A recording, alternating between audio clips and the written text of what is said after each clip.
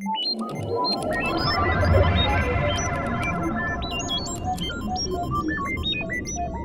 everybody, welcome to the Ethics Verse. Hi to all you Ethicuties and the 40% of you who have not joined the Ethics Verse yet. Happy Ethics Verse Day. We have a great episode for you today. We're going to be talking about AI, so let me jump to the right slide here. We're going to be talking about automation in the workforce and navigating the regulatory landscape. Everybody is, the tech story for 2023 is obviously AI, so we're going to be diving deep on that. A couple of quick announcements here. Let me jump to this slide here. Sorry about that. Okay. A couple of quick announcements. Keep those emojis coming while we're doing our announcements. Of course, as always, drop your LinkedIn URL into the chat. Your network is your net worth. Neither are big enough, and it's on you to take advantage of this collegial community that we're all a part of. I just saw this interesting video from Steve Jobs, an old video from Steve Jobs, and he was talking about how he's never reached out to somebody for help and been hung up on. And that's been true in my own career, and it's been especially true in this community. And so we just have to get over that little bit of anxiety to reach out to somebody who maybe we don't know. But I guarantee you, if you reach out for help on a problem that you're dealing with or a situation that you're in the midst of, there's somebody in our community, there's probably somebody on this webinar who has cracked the nut on that. So reach out to somebody and also drop into the chat where you are coming in from today. We're getting close to Thanksgiving. Some of us are freezing, some of us are still warm. So drop into the chat so we know where you're coming from. Here is our link tree. So hit that with your phone. And not hit it, of course, take a picture of it with your phone, and you'll see a bunch of links to everywhere that Ethico is. So I'd encourage you to check out our YouTube channel. It's a great place to catch replays of the Ethics Verse or the Ethics Experts while you're doing dishes. Check that out. You can also follow us on LinkedIn, follow me on LinkedIn if you dare, book a demo, whatever you want is all on that link tree page. So check that out. We got a new book in the mix, y'all. So we got Christy Grant Hart's new book, Your Year as a Wildly Effective Compliance Officer. I'm about halfway through with it. It's an awesome book about mindset, about how to really attack the year as a compliance officer. There's a lot of space in there for journaling and self-reflection. This book is not even out yet, so I got an early copy. It's really, really good. She's always putting out great stuff, and she's actually going to be here in a couple weeks to dive into the book. So we, as always, are going to be giving away, you guessed it, 5 copies of the newest addition to the Ethico library for folks who are the most participating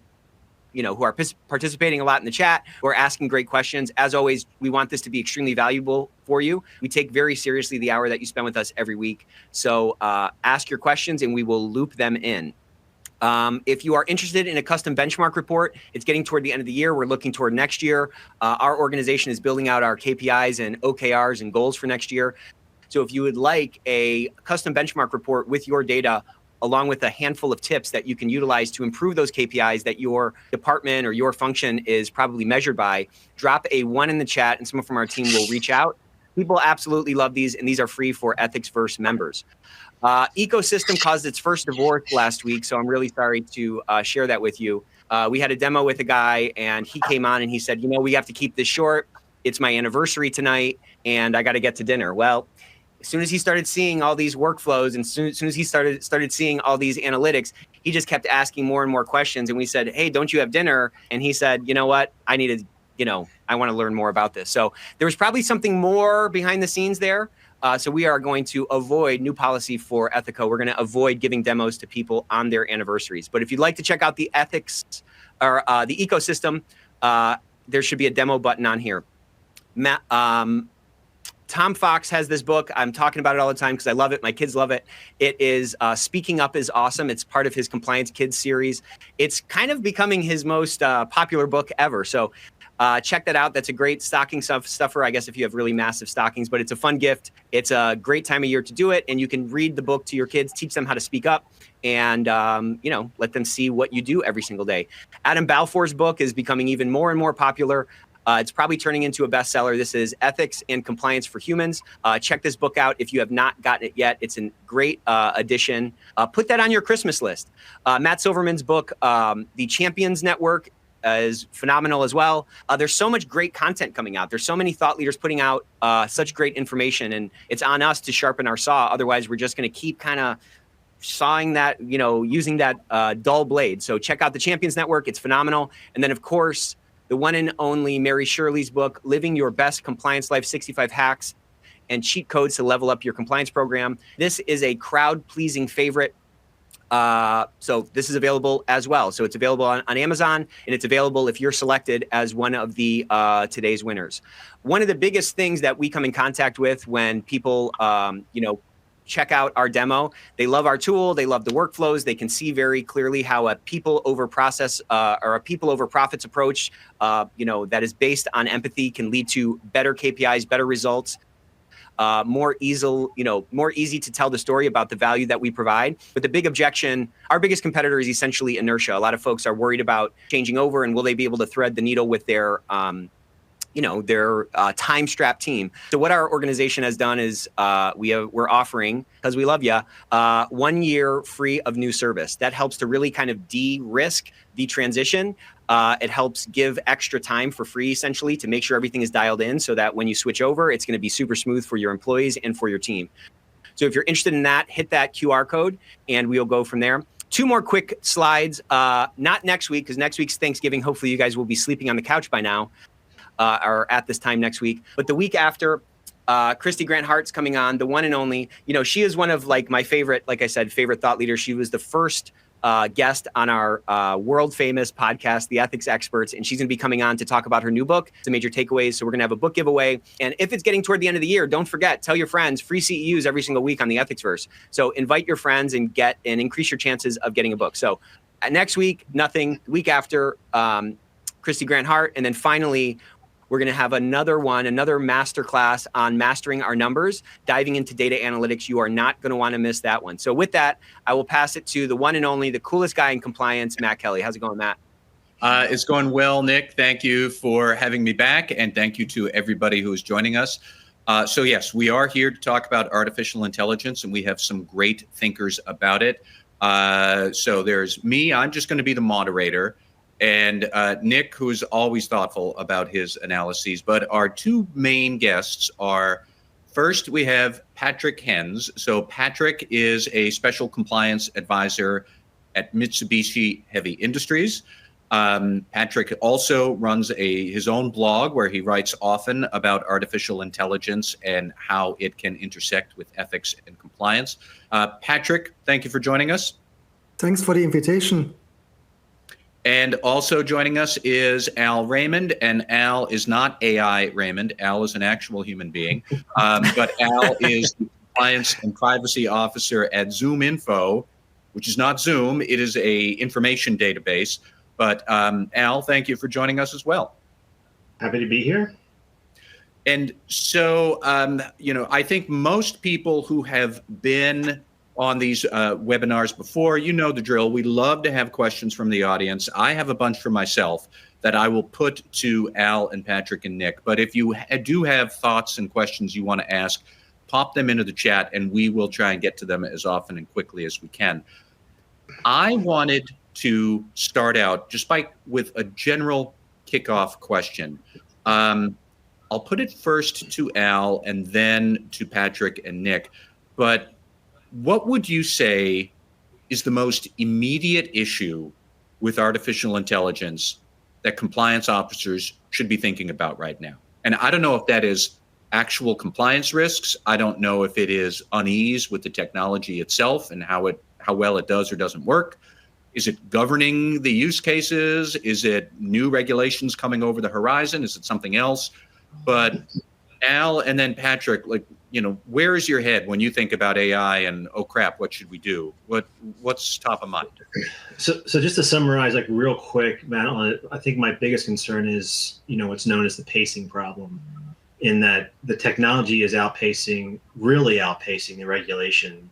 Now, it generally happens that's the case, but in most scenarios, the rules and regs aren't too far behind. They can be stretched. In this case here, it may be a pretty wide gap between what happens daily in the AI space versus what people are trying to retrofit older regs to try to compensate. That's generally my biggest concern right now. All right. And then Patrick and then Nick, what do you guys think of when you're looking at AI and where people's heads should be?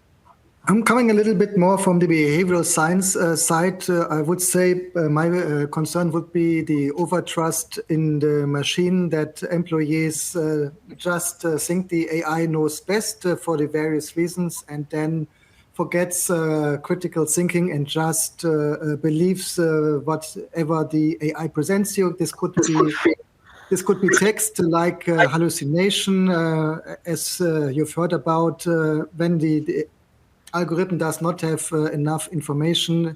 It just makes up something very difficult to understand, because you may have a long text and maybe just one sentence is completely wrong. I mean, if you use a little bit more ChatGPT, I'm sure you already saw this, or also it is accelerating stereotypes. For example, if you use an image creator, you can also see this quite easily.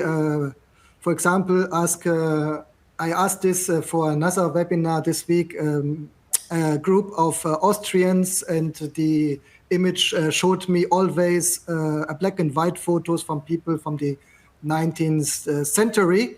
But this not to make just fun of Austrians. I also repeated this to ask for an image of US employees, and the image also practically show the typical cliches about US Americans, meaning I had a group of all white employees, and all of them had been quite overweight. So you make Wow, think that's how they view us, huh? So how this is how this AI viewed you. So and really you can repeat this for practically all groups. It always brings out stereotypes. All right. And Nick, what are your thoughts about the compliance, or not even the compliance concerns, the concerns about AI that compliance officers should have? What would you say? So I think data privacy, obviously, I think some of the things that have been mentioned around, discrimination or biases built into the black box, those are big ones, of course. Cybersecurity vulnerabilities are big ones. But I think those are kind of like middle of the fairway, kind of typical ones. I think perhaps the biggest risk for compliance folks with respect to AI is the natural aversion that I think I've seen from people that I've talked to. It seems like it's this scary thing, and there's so many unknowns with it. There's almost this like aversion to even messing with it. And I just think we run the risk of not embracing this new technology and understanding how it works ourselves, and we're kind of basing it off of articles. And I think if we're not careful, it can kind of blow by us, and we'll be playing catch up like we have with other technologies that have come out, whether that's tools or whether that's other things. So I think, really the biggest risk, or a huge risk, is kind of, I'll call it the 10-foot pole risk, that like a lot of us don't want to touch it with a 10-foot pole. And there's massive advancements going right now that, if we can be familiar with those, we'll probably be in a better position to, assess the risks of it, because we've had that sort of first, that sort of primary interaction ourselves. It's funny because my first encounter with ChatGPT, I tried to use it to research whistleblower protection laws in Europe. And I found within 5 minutes, it was terrible. It was giving me really great, well-written content that was absolutely false. And I could see it was false. And I knew that if I give this to a client, I'm going to get fired. And so I had that reaction, like, this is not ready for prime time. And I kind of put it away because compliance officers live in a field where accuracy is important. ChatGPT wasn't accurate, therefore I shouldn't use it. And so I'm still struggling to figure out where it can or can't make sense to use. Al, let me circle back to you. Like, what do you see as the good uses for it? Whether that is how a compliance officer should use it, or are there other good ideas for it in the corporate world that you think would be great if we keep a compliance eye on it to make sure it's not misbehaving? Like, Al, what would you say? And then Patrick. The first thing I would make sure that there is a meaningful use case for AI in your organization, not just it's the sexy technology of the day. Try to force fit things that we do in-house into it. So in most cases, I've seen it from a productivity perspective. I think that's where the early bang for the buck is around productivity, being able to summarize conversations, meetings, has like almost like a scribe on steroids, where it takes all the notes, it takes all the action items, it takes the follow-ups, it summarizes next steps, and it really saves like the salespeople or the people who are in the meeting from trying to take notes and listen to the speakers. So it just really is a productivity enhancer. To me, that's the lowest hanging fruit so far. There's little compliance risk there, assuming you're doing this all in house and everyone's on board with this, with AI listening. And it's just really just a productivity enhancer. I think that is a great way to introduce in a measured way into the organization. This is one way that we can start to use it.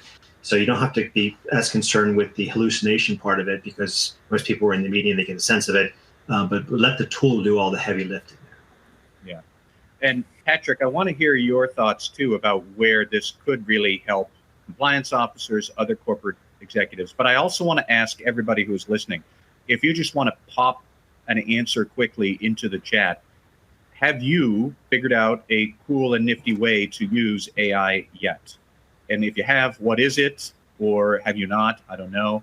But Patrick, what do you think about ways that this can be helpful to corporations, at least, in the near term as we're trying to figure this out?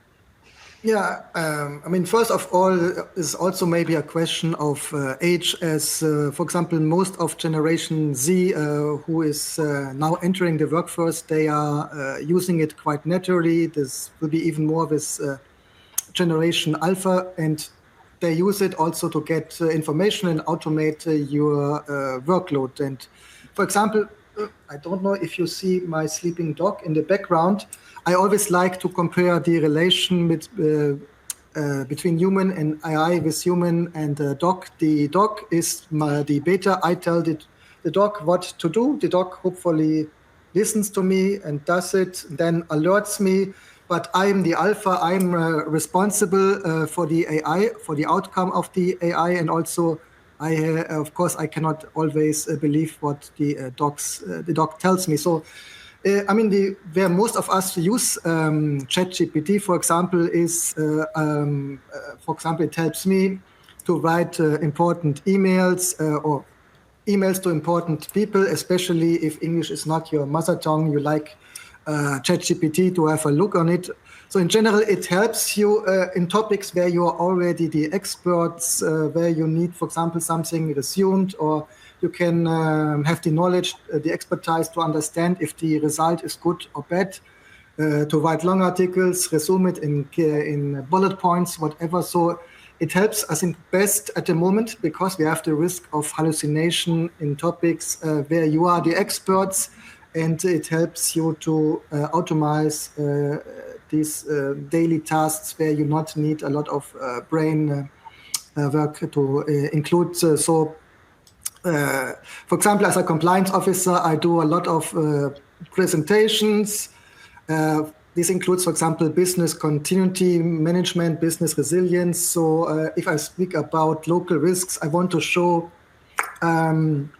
I want to talk about the risk of a flooded workshop. Instead of me searching for hours in databases, a photo of a flooded workshop, I just enter flooded workshop and I get a photorealistic image where, due to actual understanding, there's no copyright. I can use it. So it saves a lot of time for these low-level works for me as a compliance officer. So I think this is still where, at the moment, where we can use it without that much risks, because we know it accelerates stereotypes, it hallucinates, etc. So important, we have to know, we have to understand if this is right or wrong, what we get from the algorithm.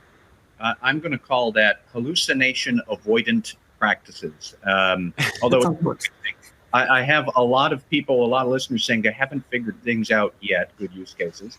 A fair number also saying something similar to what you and Al have both said about using it for outlines, taking notes, things like that. I don't know, Nick, do you have any nifty tricks that you're putting AI to good use for yet? I don't know. I mean, to me, there's like so many applications. I think that framework is right, where you're better able to find the hallucinations when you're a bit of an expert on whatever you're talking about. But it's great to summarize, a massive white paper, summarize that down. If you have a presentation, it's great to, I kind of view it as a really great, brainstorming tool. I think it's pretty rare that you'll be able to like copy paste and like put it out as your own, but it gets kind of the main shape of it. I kind of think about it like bouillon cubes. If you're if you don't want to go about making like a full chicken stock, you can kind of cheat a little bit and cut a corner there and still kind of make a decent dish. So you still got to put your own signature on it, so to speak. You definitely to his point, you definitely need to review it to make sure that there are no glaring errors. But I think there's there's layers to the work we do, right? There's a bunch of kind of low level work we do, and then there's other sort of more specialized work that only we can do, right? And so I think if it's used properly, it gives us more time, more thought space to spend a larger proportion of our day doing that specialized work that can actually move the needle versus getting caught up rewriting an email 3 times or, staring at a blank, page, figuring out what your outline should look like. It's a great way to just kind of launch and get started. So, Al, I want to pick up on something you had said earlier about one of the big issues with artificial intelligence is the pacing problem. And yes, regulations always lag, but they could conceivably really lag with AI because it is accelerating so quickly. I think there's something to that. At the same time, we've already had a couple of listeners ask about how would you figure out a GDPR compliant AI product. And that's something that has struck in my mind is how many regulations that already exist might tangle up your big AI plans. Like GDPR has a provision against automated decision-making without user consent. Automated decision-making sounds like AI to me. So, are there existing compliance rules that were around long before AI came along, but they could fit AI and we might not necessarily be aware of it, and suddenly we're tangled up in regulatory and compliance risk with AI because it is coming so fast and everybody's using it, and now, oh crap, I've committed this, and this violation. Like, how much do you worry about whether it's privacy in the GDPR? Is it something else? But Al, what do you think around that? And then Patrick, I'd like your thoughts too. Matt, it reminds me of when I was a few years ago, I was head of social media compliance at a company. And this is when the social media platforms just come to fruition. And everyone was frightened about their bankers and their real estate people going online and violating RESPA and FINRA by making recommendations and saying, who's going to put up, I got the best rates in town, come to me, I'll always get you approved. And everyone was in a tizzy because there were no rules that said, here's how you have to deal with social media. We ultimately found out that the existing rules that were being used in the offline world could easily be applied to the online world. So if you wouldn't have a banner or ad on the side of a bus that says, I'll get you the best rates of anyone, or we always have the better rates than our competitors. If you can't say that in a banner or a poster, you can't do it online. So people just realized, okay, we don't really need to have specific laws exclusively for social media. We can sort of retrofit the other laws to accommodate. And I think what we're seeing with the EU AI Act, I think with the Biden executive order, I think you're starting to see the framework develop. Some of them might be a little bit more restrictive and seemingly onerous than others. A lot of state laws are filling the vacuum that the Fed has left. Yeah. I think at the end of the day, we hopefully won't see specific AI laws. We'll just use the common sense around the technology, fairness principles, transparency principles, ethics principles that we have now with our data ethics principles and policies that most of us have in place, and apply those so that we don't have to build out just yet another framework layer on top. Like if, remember in the U.S. after all of the financial issues that occurred, and you had all the SOX laws and the heavy burden that SOX and Sarbanes-Oxley came to companies, big, small, when a lot of the laws just simply had to be, existing laws had to simply be just tweaked. I think you're going to see the same thing from AI in the next, it probably won't happen for about 2 years, 3 years, but I think we'll finally start to calm down and realize a lot of the framework is flexible enough and interpretable enough and defensible enough that we can use a lot of what like for example, the GDPR, as you point out, has a lot of things that can be interpreted and extrapolated to apply to AI. Patrick, what do you think about that? Whether it is GDPR, and I am really curious if GDPR already governs AI, but or are there other immediate compliance issues that you see that they've already existed and now they're going to snare AI as well, and companies might not be aware of it? Pat, what do you think? Yeah, what Al already said, just to add, I mean, for many, many years, we already work with a lot of supercomputers in the company, which are our human brains. And so it's practically evolution of regulation, which we need. We always say our processes must be transparent, must be audible. We must understand how we make our decisions. And so it would be practically the same principles which we already apply for processes and human decision making, which should apply also for the AI decision making. We must understand how they get done. And of course, they must be free of harassment, biases, etc. And regarding GDPR, as you know, especially in the hiring process related AI tools, the candidates have the right to understand if we decline them, why we decline them. So it must be transparent.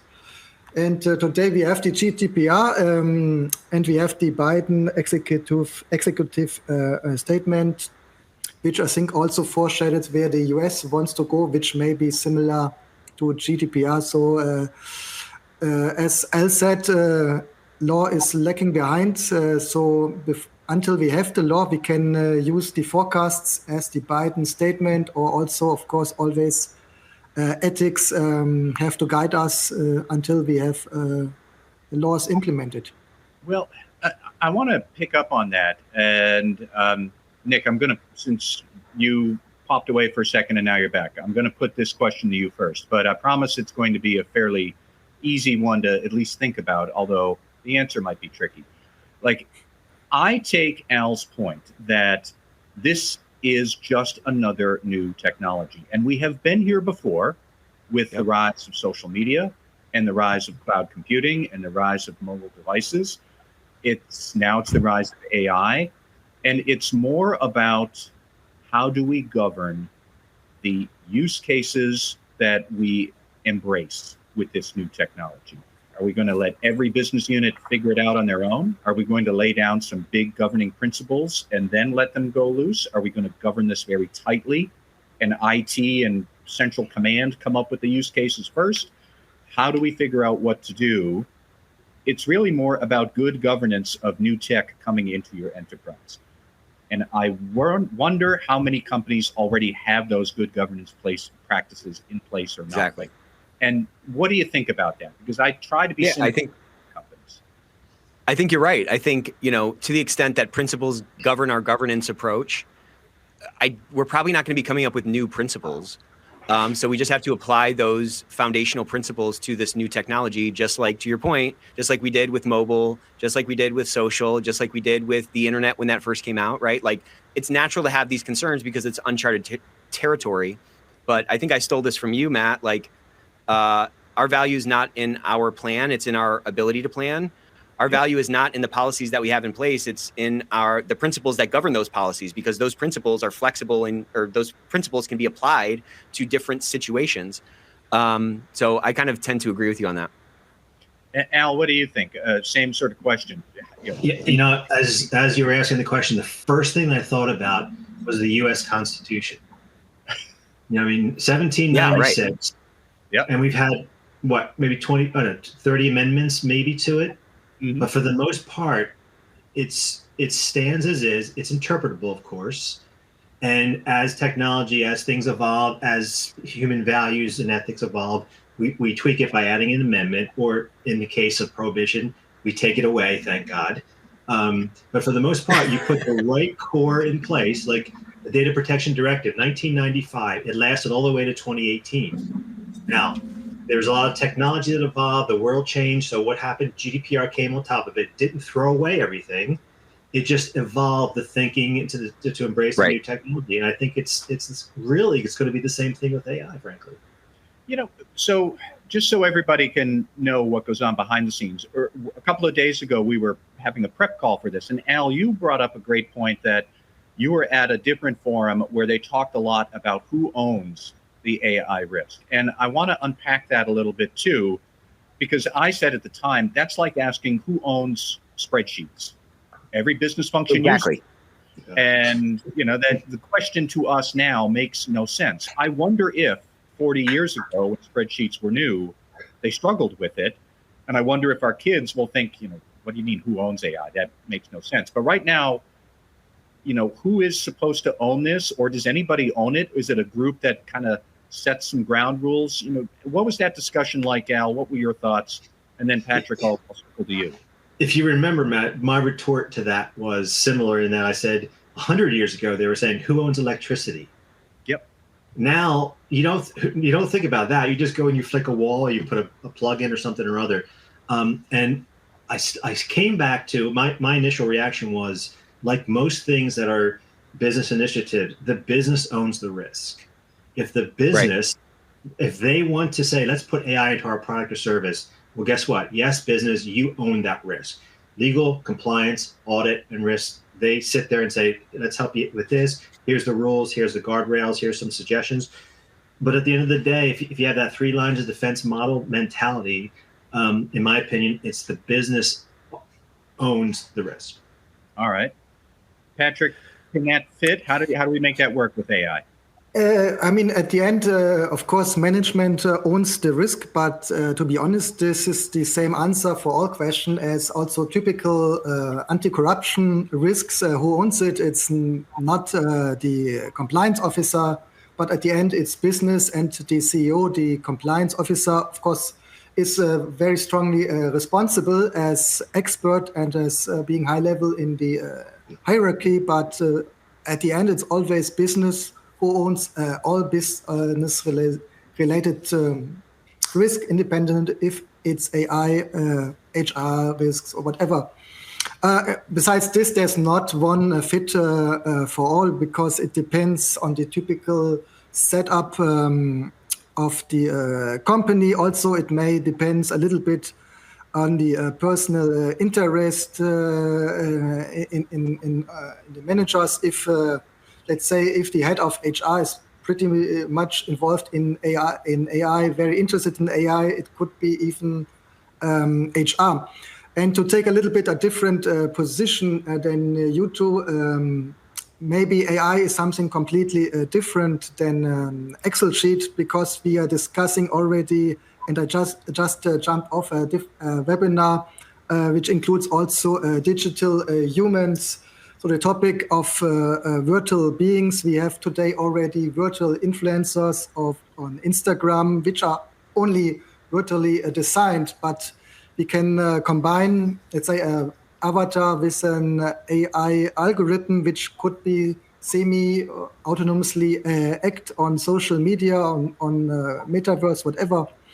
And this could be, we could have a virtual sales representative who actively calls customers, speaks with customers. Maybe the customer in some years cannot even distinguish between digital employees, so to say, or human employees. So maybe I would say we would need a special AI officer, which, for example, is also the idea of one of our governmental implementation plans of the Biden executive order. I'm glad you brought that up, these use cases that people haven't really encountered before. You're right that AI is not really like a spreadsheet. Spreadsheet doesn't come up with whole new products or exist on its own or do its own things. And we've had a couple of questions kind of along those lines. Somebody had said, who owns the copyright to something the AI creates for you? Is it your company? Is it you? Is it ChatGPT? Honestly, we would probably need a professor of appellate law to come in here and try and give us some answers. I think we're years away from figuring that out. So some of what I'm stuck on with AI and how we're supposed to use it is sorting out the ethical questions. For example, one of the Biden administration principles for AI is disclosing to people when you're encountering AI or not. You know, for a chatbot or some sort of customer service line, that was literally a plot line on Westworld back in season 3 when the guy was talking to a psychotherapist and he didn't know it was an AI and he had to ask. So I wonder about how do we figure out some of the ethical uses of this when we don't know what the right answer is yet, and who at the company should be thinking about that. How are we supposed to figure out what we want to do? I don't have a clear answer on that. I don't know what the right answer is. Nick, I'm going to stick you with the answer to that question then. What do you think about this? I don't know. I think it's, I think we'll probably look back on that and kind of laugh. I think it's going to get so integrated into everything that drawing the line between is this AI influenced or not is going to become, you know, kind of impossible. Mm-hmm. I mean, to some extent, we're chatting with people now, we're chatting with people now that aren't real people. Like when you do a chat on a website where you have an issue, those first several responses are not a human being usually. You know, when the police fund, whatever, calls me up and says, hey, can you donate? It's the same guy all the time. It's a recording. The first time I had like a full conversation with this thing. And, you know, now I don't feel so bad hanging up on him, or it, I should say. So I'm just saying, like, there's blushes of this stuff that's already in our lives right now. And I think it is going to end up looking like that. And that, you know, I think it's going to be a lot like, you know, at least for the next generation, it's going to be a lot like that electricity analogy that Al made. I think that's totally spot on. You know, regarding the question of like who owns it, like, you know, I'm going to go back to the point you made or the analogy you had before about the spreadsheet. I mean, at the end of the day, we are relying on these tools to help us make decisions. That's just all any of this stuff is. We're relying on these tools to help us get more work done. And so this is like, you know, this is something that can help with us or help with that. But at the end of the day, it's on us, whatever we end up putting out. You know what I mean? So like when spreadsheets came out, you know, now there are Monte Carlo simulations where you can put, you know, different distribution, you know, different statistical distribution, you know, parameters around different variables in a multivariate equation. And you can run the simulation and it spits out an answer. And that answer, whose answer is that? Well, that's your answer because you're the one who dialed in all those distributions, and the answer that it comes out with, that's going to have some influence on the decision you end up making. I think that's that's like a seedling or some kind of a corollary for what this is going to look like going forward. You know, it's a brainstorming tool, but the answer at the end of the day is determined by like what we put into it. Your prompt, you know, me and you can have the same assignment, you know, and we can both be using Chat GPT, but the prompt that I use versus the prompt you use is going to have a big influence on what that thing ends up spitting out. So the expertise is shifting into like a different skill set on how we can interact with these various tools. Again, one more example is artists used to be, you know, have, you know, paint under their fingernails because they're in a workshop and they're putting paint on a canvas. Well, now there's artists that don't touch paint at all because now they've learned how to use this new medium and there have been new tools developed where they can do all that same kind of art in a digital way. I think it's, you know, it's kind of a picture of where we're heading. So I want to shift gears a bit to a more practical issue because somebody here, I think it was Frank Morales, he said, you know, really compliance officers should know more about AI because we might be called upon to advise other business functions about it. And Patrick, you had mentioned to a certain extent, this isn't different than, say, anti-corruption risk. The business owns the risk and compliance advises the business on anti-corruption risk. But it's easy for compliance officers to provide the advice on anti-corruption risk. And I do wonder about the learning curve for compliance professionals. What exactly are we supposed to know about AI? Or how do we find the right people in the enterprise to give advice on AI? If a lot of it is going to be about what's the data your large language model is studying, that might not be what the compliance officer knows. Are you relying on internal audit to help you out with that? Are you relying on the chief technology officer or somebody else to help you assure that, yes, this pile of data that it's going to study, this is good, this is accurate and reliable and complete. We're going to do this. That seems like it's a really big challenge, is understanding the data that's going into this. And I don't know that compliance officers can do that. Al, let me ask you first, because Zoom Info has got 2 tons of data you have to worry about. And then Patrick, what do you think? To the point around the anti-corruption, yes, it's not an abstract risk; it's a real risk. And if you're in the business, you turn to your second line people and say, "Help me here. Help me with the Foreign Corrupt Practices Act. Help me with AML. Help me." You turn to them as to be experts. Well, the onus is on us from a compliance as a professional, as a privacy officer, compliance officer, is to know as much as you can around AI, because someone's going to ask you questions and you have to have some answers. You're not going to have all the answers because there's no all answers. It's still early days, but there's a lot of great artifacts out there that you can use as reference points.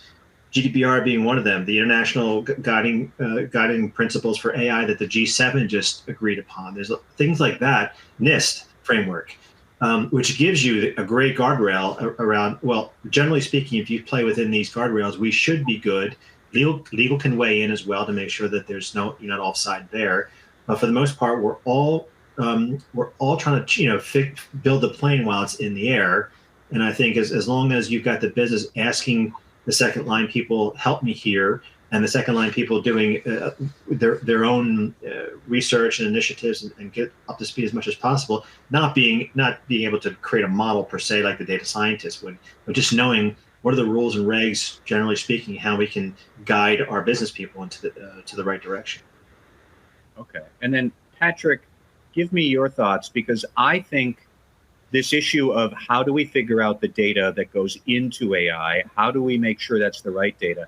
I think that goes right to what you had said at the beginning, that you worry about overtrust, which I love that phrase, as a big risk for people using AI. Well, good data management is going to bring it back to the right level of trust, but do we know how to do that?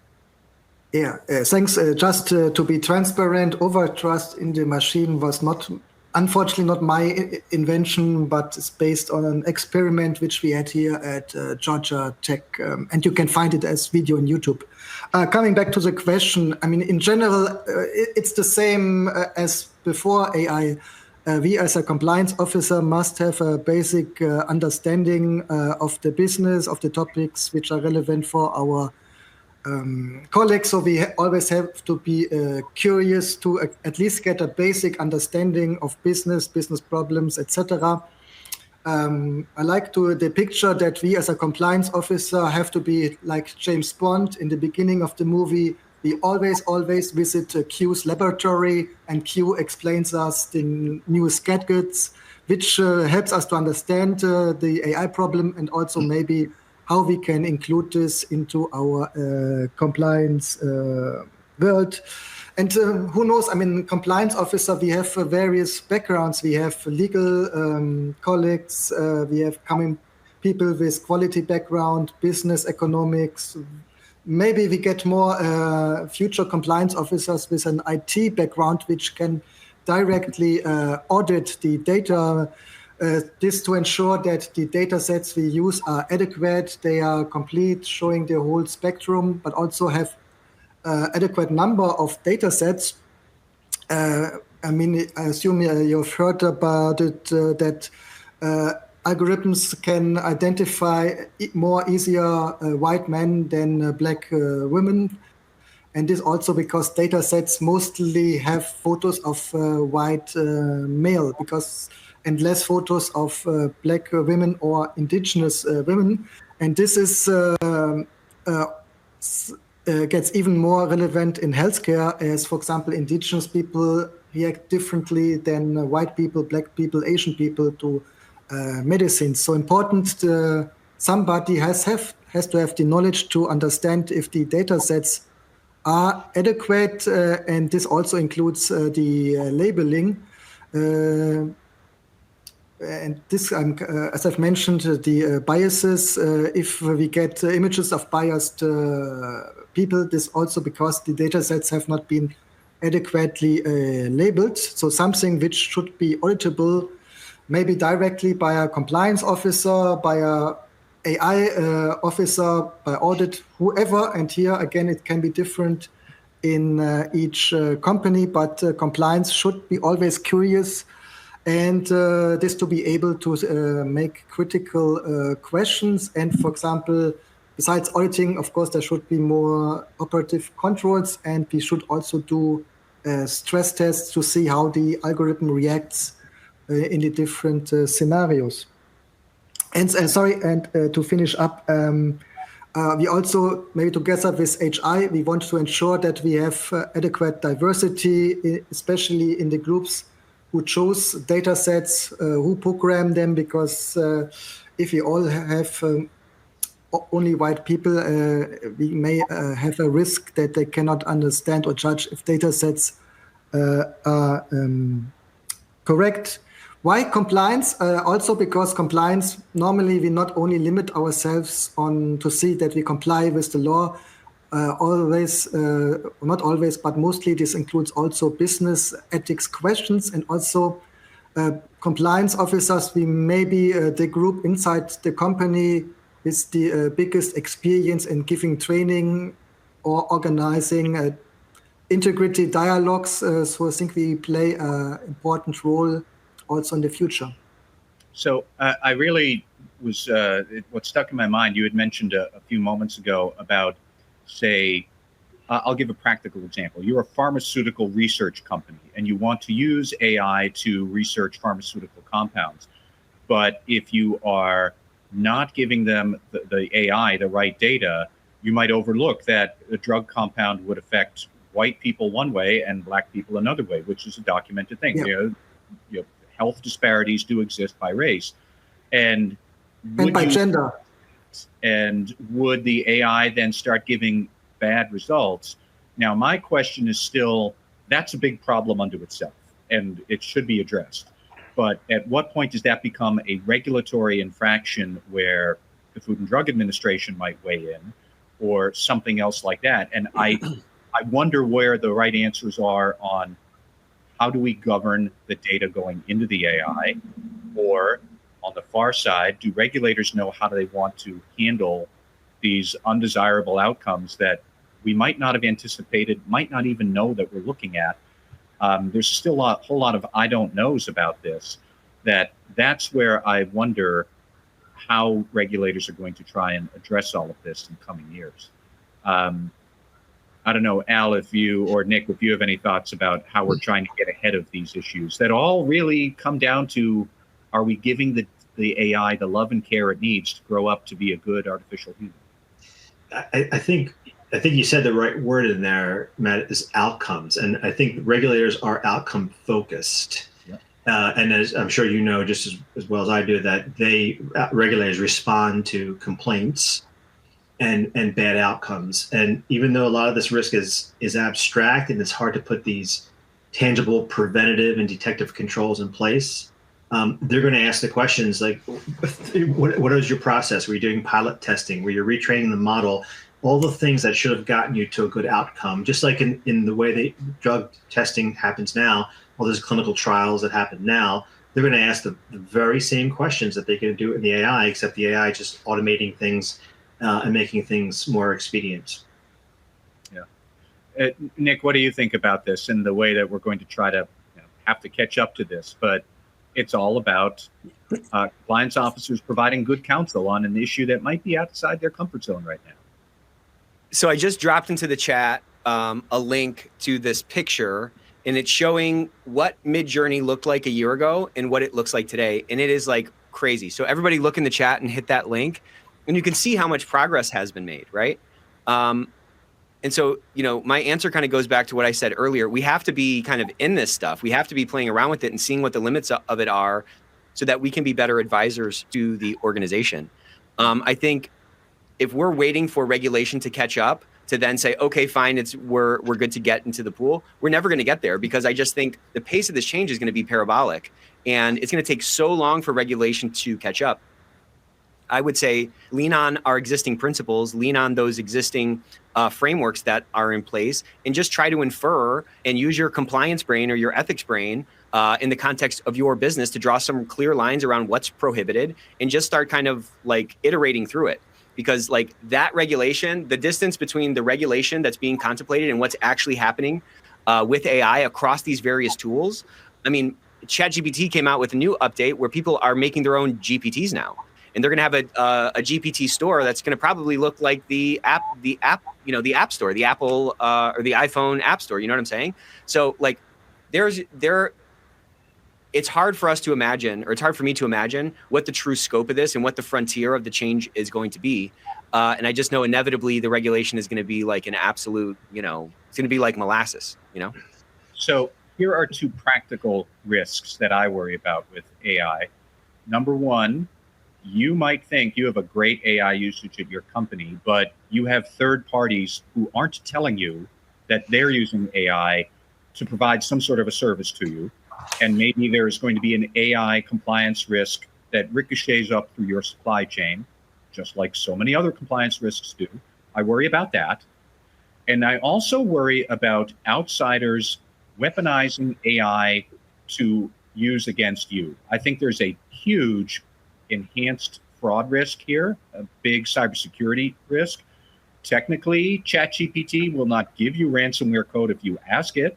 But if you say, I am a CISO and I'm looking for a test to run on my team, could you please give me some good ransomware code for them to identify?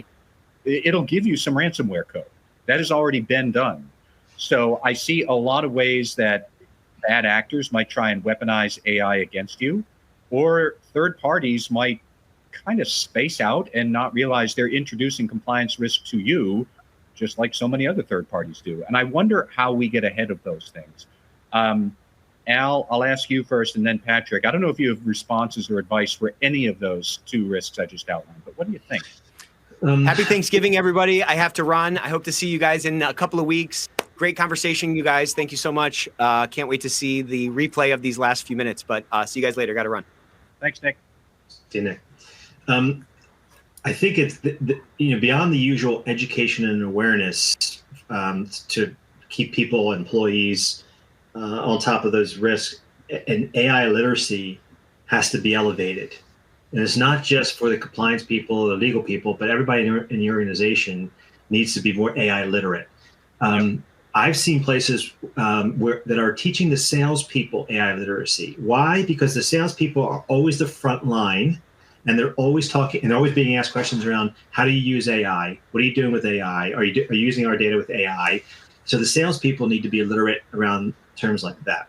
The other thing is, of course, you got contracts, you've got indemnification with your third parties, like you should have with every other risk. But now you can work in things around AI.